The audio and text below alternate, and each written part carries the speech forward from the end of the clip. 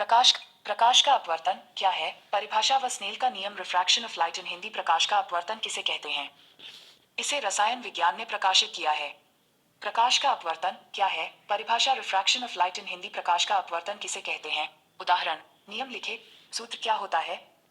परिभाषा, जब प्रकाश की किरण किसी पारदर्शी माध्यम में गति करती है तो प्रकाश का गमन एक सीधी रेखा के रूप में होता है। लेकिन जब प्रकाश एक पारदर्शी माध्यम से दूसरे पारदर्शी माध्यम में गमन करता है तो दोनों माध्यमों को पृथक करने वाले अंतरापृष्ठ पर किरण प्रकाश का पथ परिवर्तित हो जाता है।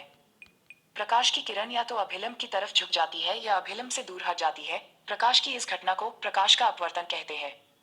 सीधे शब्दों में कह सकते हैं कि जब प्रकाश एक माध्यम से दूसरे माध्यम में गति करता है तो प्रकाश का पथ विचलित हो जाता है। इस घटना को प्रकाश का अपवर्तन कहते हैं।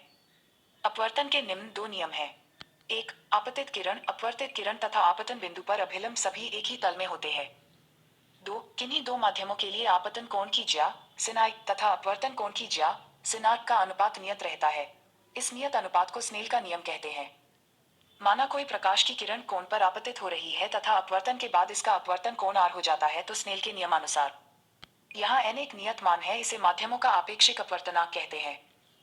जब प्रकाश किरण किसी विरल माध्यम से सघन माध्यम में प्रवेश करती है तो किरण अभिलंब की ओर झुक जाती है। जब प्रकाश की किरण सघन से विरल में प्रवेश करती है तो किरण अभिलंब से दूर हट जाती है, जैसे चित्र में दिखाया गया है। एक माध्यम के अपवर्तनांक n को किसी निर्वात में प्रकाश को चाल c तथा माध्यम में प्रकाश की चाल v के अनुपात द्वारा परिभाषित किया जाता है। n इक्वल्स प्रकाश की निर्वात या वायु में चाल, प्रकाश की माध्यम में चाल। n equals c v। जब प्रकाश की किरण एक माध्यम से दूसरे माध्यम में प्रवेश करता है या गति करता है तो इसकी आवृत्ति समान रहती है लेकिन इसकी तरंग दैर्घ्य बदल जाता है। प्रकाश का अपवर्तन, जब प्रकाश की किरणें एक पारदर्शी माध्यम से दूसरे पारदर्शी माध्यम में प्रवेश करती है तो दोनों माध्यमों को अलग करने वाले तल पर अभिलंब व आपाती होने पर बिना मुड़े सीधे निकल जाती है, परंतु तिरछी आपाती होने पर वे अपनी मूल दिशा से विचलित हो जाती है। इस घटना को प्रकाश का अपवर्तन कहते हैं।